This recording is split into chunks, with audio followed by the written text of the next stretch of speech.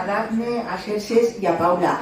Yo creo que, vamos, ha sido una conferencia estupenda, lo hemos pasado divertido, hemos enseñado, parece un encuentro casi intergeneracional. Yo les doy la enhorabuena, en concreto a ellos y a ellas, porque, bueno, con esta demostración yo creo que vais a ser unos muy buenos profesionales, la verdad. Un aplauso muy grande.